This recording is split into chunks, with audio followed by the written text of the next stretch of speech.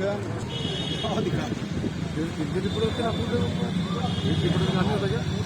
मैं देखो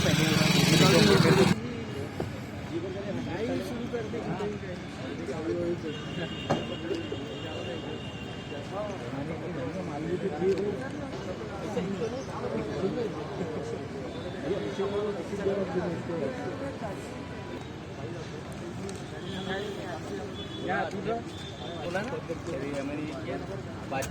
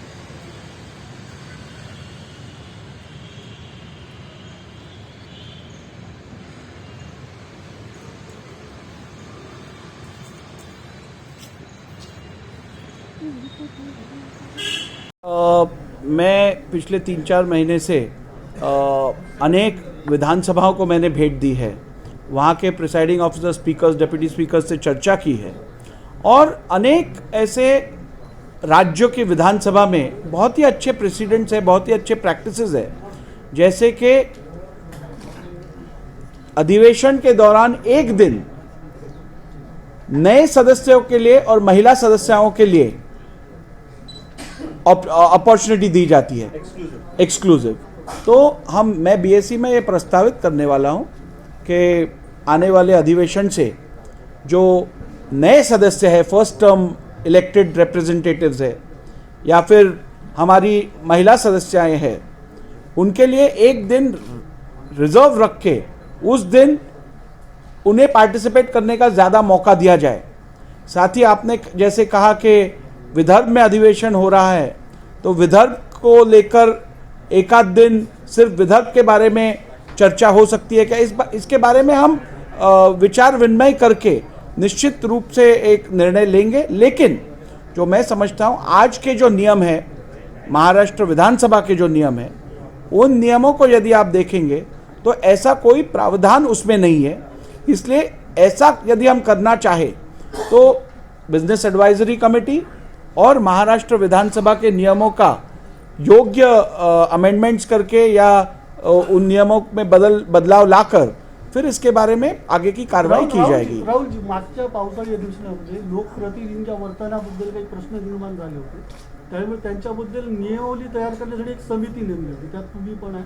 तर त्या समितीत काही बैठक झाली का, आणि झाली असेल तर या पावसाळी या अधिवेशनात काही होईल का, त्या संदर्भात मध्ये काही बदल दिसतील का हिवाळी अधिवेशनात वर्तनांमध्ये?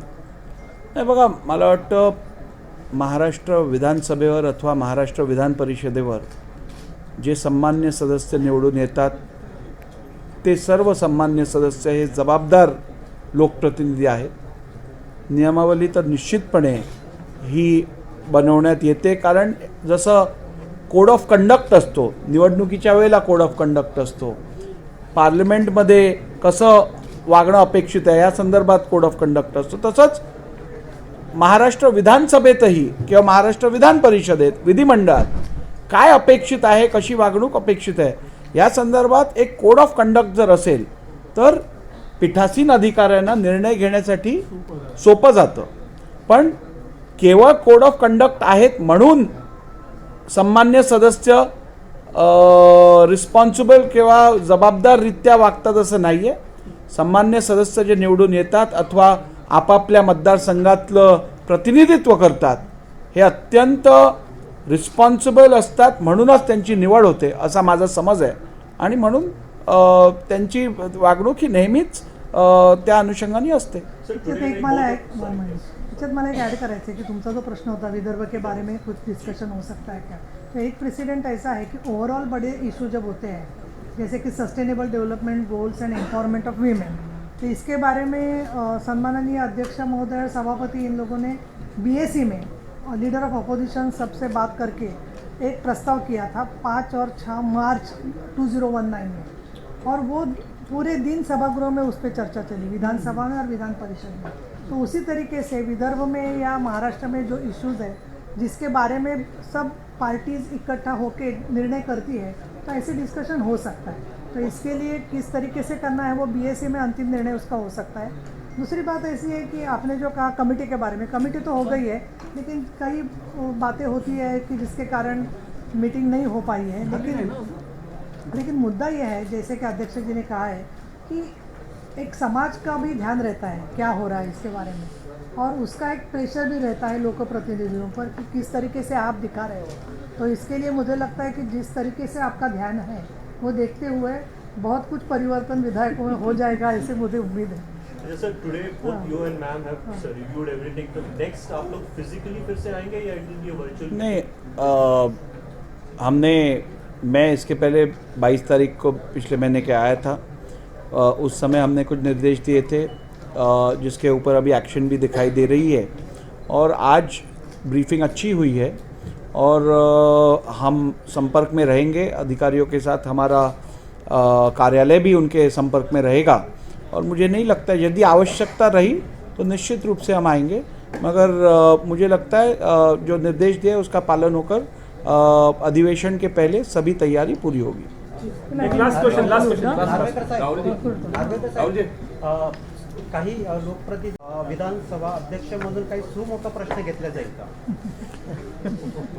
लोकप्रतिनिधींना प्रश्न विचारण्यासाठीच विधानसभेत पाठवलं जातं. जे प्रश्न विचारत नाहीत त्यांना संधी द्यायची की नाही जनता ठरवेल, आम्ही कसं ठरवू? आम्ही मागे पाहिलं होतं की काही सर अधिवेशनावर खूप सारा खर्च होतो आणि मग अधिवेशन झाल्यानंतर हे सगळं जसं तसं पडलं राहतं, इथं कोणीच येत नाही किंवा कोणाला येऊ दिलं जातं. तर हा जो परिसर आहे किंवा इथे जे लायब्ररी आहे चांगली मोठी, तर हे लोकांसाठी किंवा शैक्षणिकदृष्ट्या कोणाला कामं पडेल बा असं काही करता येईल का? मागे नाना पटोलेंनी एक सचिवालय सुरू केलं होतं. नाही, याच्यात अध्यक्षांशी मी बोलले आहे. कोणीच येत नाही इथे. मग नाही, याच्यात अध्यक्षांशी मी बोलले आहे. 15-20 दिवसासाठी हा खर्च केला. पण तो प्रस्तावावरती नाही, त्या प्रस्तावावर अजून निर्णय झाला नाही आहे. पण BSc मध्ये विषय आपल्याला काढता आला तर एक बऱ्याच वर्षापासून मनात कल्पना अशी आहे की इथे इतक्या मोठ्या प्रमाणामध्ये आपल्याकडे प्रशिक्षणाची व्यवस्था आहे. आता महानगरपालिका जिल्हा परिषदेच्या निवडणुका लवकरच कधी ना कधी होतील 2-4 महिन्यामध्ये. तर 50% महिलांना आपण आरक्षण दिलेलं आहे. तर नवीन सदस्य जे असतील त्यांना ज्यांना इच्छा असेल ते सर्व, आणि ज्या महिलांना इच्छा असेल तर त्यांच्यासाठी कायमचं एखादं प्रशिक्षण केंद्र इथे करता आलं तर आपल्याला रिसोर्स पण आहे.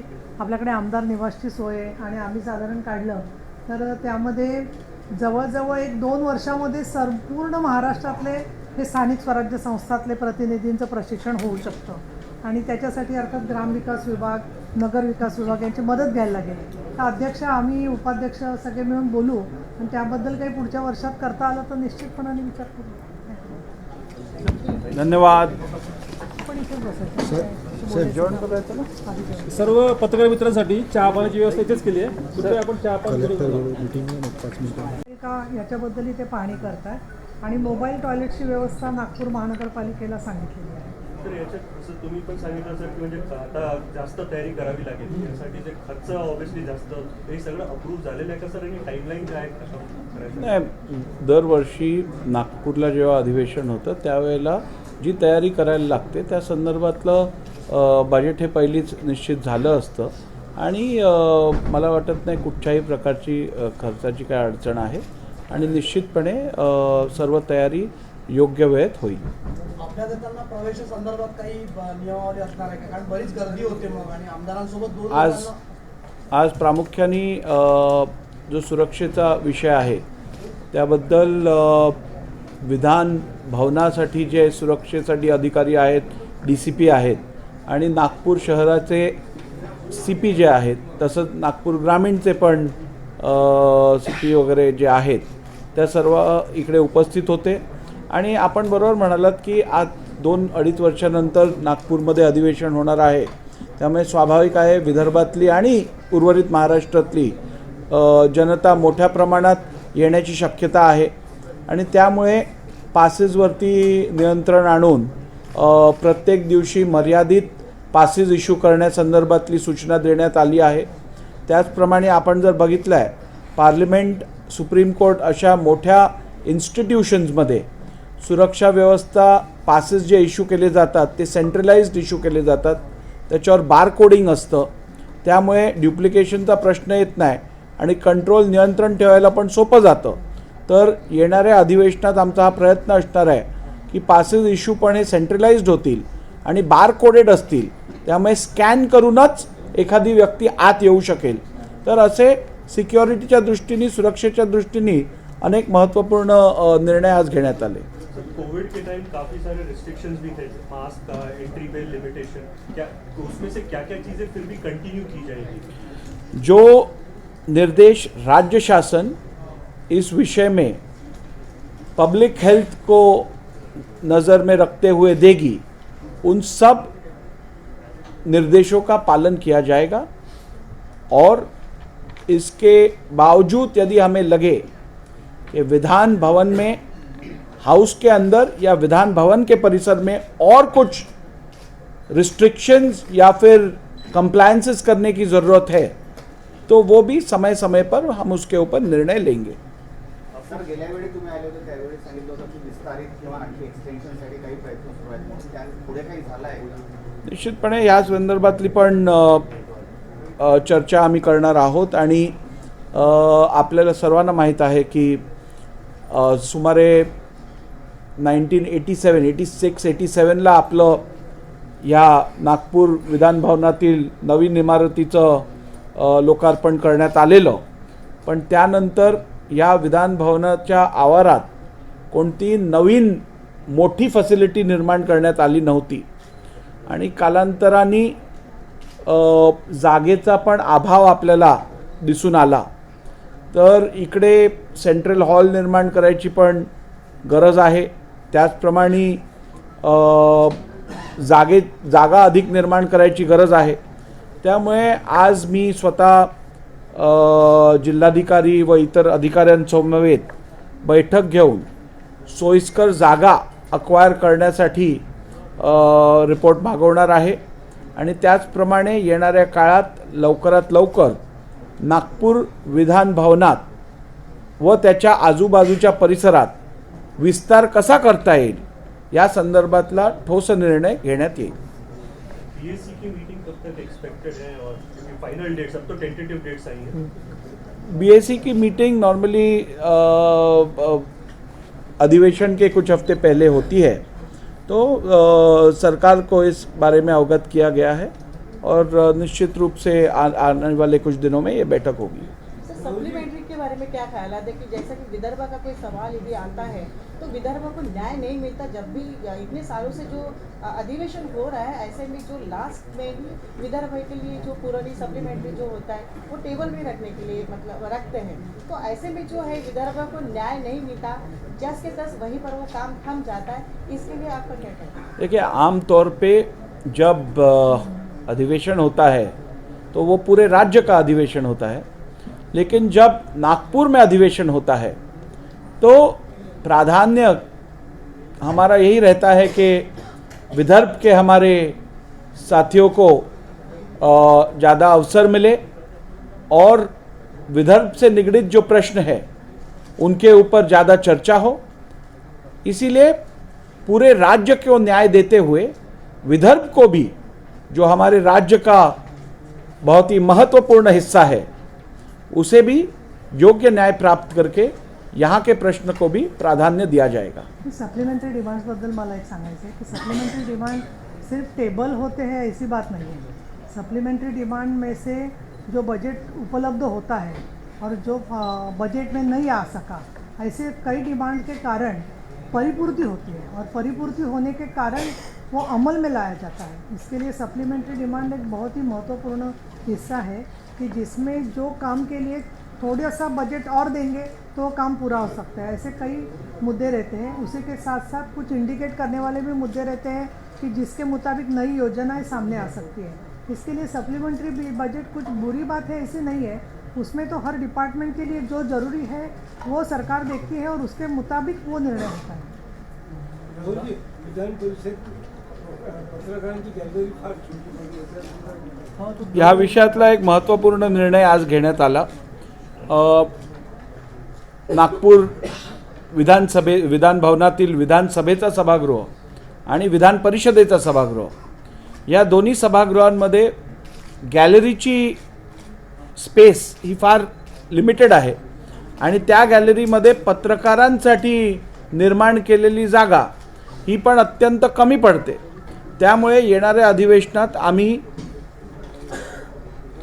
सभागृहाच्या जवळ बाहेरच्या परिसरात एक पंडॉल बांधून, एक तंबू बांधून त्यात ज्या सुविधा पत्रकारांना सभागृहाच्या आत प्राप्त आहेत त्याच प्राप्त करून देणार आहोत। मग त्याच्यात लाईव्ह टेलिकास्ट होईल प्रोसिडिंग्सचं, बाकी तुम्हाला इंटरनेटची प्रोव्हिजन मिळेल आणि सभागृहाच्या आत ज्या ज्या फॅसिलिटीज आहेत पत्रकारांना त्या सगळ्या त्या पेंडॉलमध्ये अवेलेबल करून दिल्या जातील, जेणेकरून तुमचा जो स्पेस कन्स्ट्रेंट, जागेचा अभाव हा जो प्रश्न आहे पत्रकारांचा, कारण मला आज सकाळी मी चर्चा करत होतो तेव्हा अशी माहिती मिळाली की नागपूरमध्येच सुमारे 1600पेक्षा जास्त हे ऑनलाईन ऑफलाईन न्यूजपेपर्स पब्लिकेशन्स आहेत आणि प्रत्येकाची इच्छा असते की नागपूरमध्ये ज्या वेळेला अधिवेशन होतं त्यावेळेला कव्हर करण्यासाठी आपला प्रतिनिधी विधान भवनात उपस्थित असावा।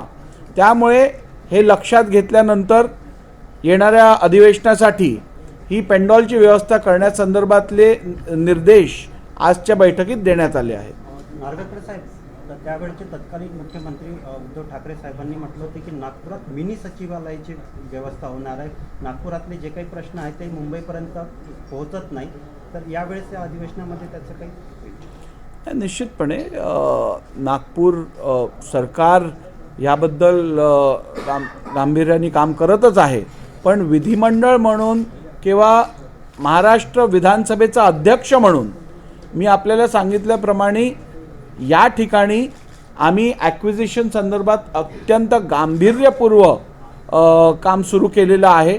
मग आजूबाजूला असणारी सरकारी जागा असो अथवा आजूबाजूला असणारी खाजगी जागा अक्वायर करण्यासंदर्भातली कारवाई लवकरच करण्यात येईल आणि ती जागा अक्वायर केल्यानंतर इकडे अधिवेशन काळात जे सचिवालयाचं कामकाज करण्यासाठी स्पेस लागते अथवा विधिमंडळाचं कामकाज करण्यासाठी जी स्पेस लागते ती निर्माण करून घेऊ आम्ही।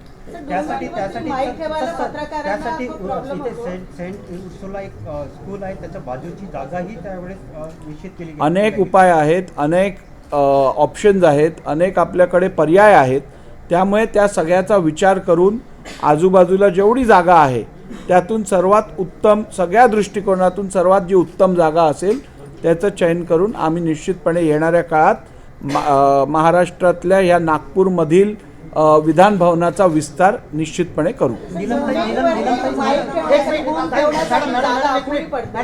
नीलमताई हसताय, जरा या विषयावर तुम्ही बोलताय। नाही, मला एकच सांगायचं आहे की मी याच्यापूर्वी पण फक्त आमदार म्हणून काम करत होते, तेव्हा पण आपल्याला विनंती केलेली होती की जसं इथल्या अधिवेशनामध्ये इतका तुमचा प्रेमाचा सक्रिय सहभाग असतो, तसं मार्चमध्ये जे अधिवेशन मुंबईत होतं त्याच्यामध्ये जरा तुमच्या स्वारी तिथे पोहोचल्या तर आपोआपच विदर्भाचे प्रश्न पुढे नेण्यासाठी आल्यानंतर तिथे जसं इथे नाही, आता तर थोडीशी अडचण आहे, म्हणजे मनोरा आमदार निवास पण उपलब्ध नाही शेतकरी जरा गरीबही असतो, त्यांना तिथे जावायचं, शेतकऱ्यांच्या साठी बांधावरती जातातच आहे, त्यामुळे त्या विषयात आता आपण नीलमताई पत्रकारांना बोलवतात। मी पत्रकारांना बोलवते, पत्रकार विधानसभेच्या वेळेस पत्रकारांना खूप अडचणी निर्माण होतात। डोमेन जे असतं खूप छोटं आहे आणि बुक वाढलेलं आहे, त्याच्यामुळे पत्रकारांना कव्हरेज करण्यासाठी खूप त्रास होतो। यासाठी आपण काय नाही, आपण जसं सांगितलं की ज्या ज्या पत्रकारांना सुविधा लागणार आहेत त्या सुविधा येणाऱ्या काळात आम्ही निश्चितपणे त्यांपर्यंत पोहोचवायचा प्रयत्न करू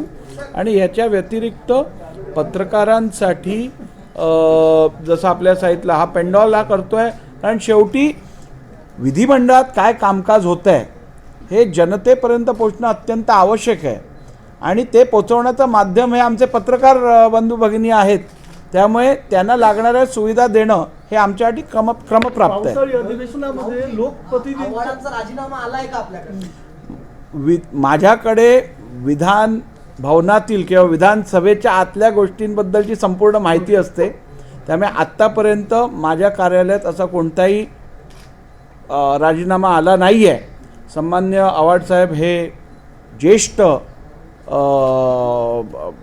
लेजिस्लेटर आहेत, लोकप्रतिनिधी आहेत, आमदार आहेत. त्यामुळे त्यांना निश्चितपणे माहिती आहे राजीनामा द्यायचा असेल तो कोणाकडे द्यायचा असतो आणि कुठे द्यायचा असतो. नागपूर ही उपराजधानी, दिल्लीची उपराजधानी बनणार आहे. बऱ्याच वर्षापासून लोकांमध्ये हा प्रश्न उद्भवत राहतो. तर खरंच हे नागपूर हे दिल्लीची उपराजधानी बनणार आणि कधी बनणार? नागपूर ही महाराष्ट्राची उपराजधानी आहे आणि त्यामुळे त्याबद्दल मी आपल्याला लागेल ती माहिती देऊ शकतो. बाकी इतर राजधान्यांबद्दल मी काही विशेष सांगू शकणार नाही. विदर्भ के इश्यूज को प्राधान्य तो मिलता है, मगर क्या हाउस हे BSc मध्ये ठरेल. अच्छा सर, आप दोनों ने कहा है कि विदर्भ के इश्यूज को प्राधान्य मिलता है, मगर क्या हाउस के पास है, मेरे नॉलेज के लिए भी कि हाउस में ऐसे पावर्स है कि आप दोनों यानी काउंसिल में और असेंबली दोनों में आप मैंडेट कर सकते कि पहले महाराष्ट्र विधान परिषदेच्या सन्मान्य उपसभापती नीलमताई गोरे, त्याचप्रमाणे मी आणि विधिमंडळातील वरिष्ठ अधिकारी इकडच्या येणाऱ्या अधिवेशनाची तयारीची पाहणी करण्यासाठी व प्रमुख अधिकाऱ्यांबरोबर चर्चा करण्यासाठी आज बैठक आयोजित करण्यात आली. त्या बैठकीत सभागृहाच्या आतल्या सुविधा, विधिमंडळातील विधान भवनातील सोयीसुविधा, त्याचप्रमाणे नागपूर शहरातील विधिमंडळातील या अधिवेशनाच्या कामकाजादरम्यानच्या सुरक्षा सुविधांविषयी संपूर्ण अधिकारी वर्गाबरोबर चर्चा करण्यात आली. त्यात पोलीस खात्यातील वरिष्ठ अधिकारी, कमिशनर होते, त्याचप्रमाणे नागपूर महानगरपालिकेचे अधिकारी होते, सार्वजनिक बांधकाम विभागाचे अधिकारी होते व इतर निगडित जे डिपार्टमेंट्स आहेत त्या सर्व डिपार्टमेंटचे अधिकारी इकडे उपस्थित होते. या बैठकीत योग्य ते निर्देशही देण्यात आले. अनेक गेली 2 वर्ष, सुमारे 2 वर्ष आपल्याकडे अधिवेशन होऊ शकलं नाही आणि त्यामुळे तयारीची जास्त गरज होती. तर या बैठकीत एकूण आढावा घेऊन जे नेसेसरी, जे अत्यंत महत्त्वाच्या सूचना द्यायच्या होत्या त्या देण्यात आल्या. नीलमताई बोलतील, मग घेऊ आपण. आपल्याला कल्पना आहेच की येणाऱ्या लोकांमध्ये जसं लोकप्रतिनिधींची व्यवस्था ही जबाबदारी आमची असते, तसं येणारे अनेक जनतेचे प्रतिनिधी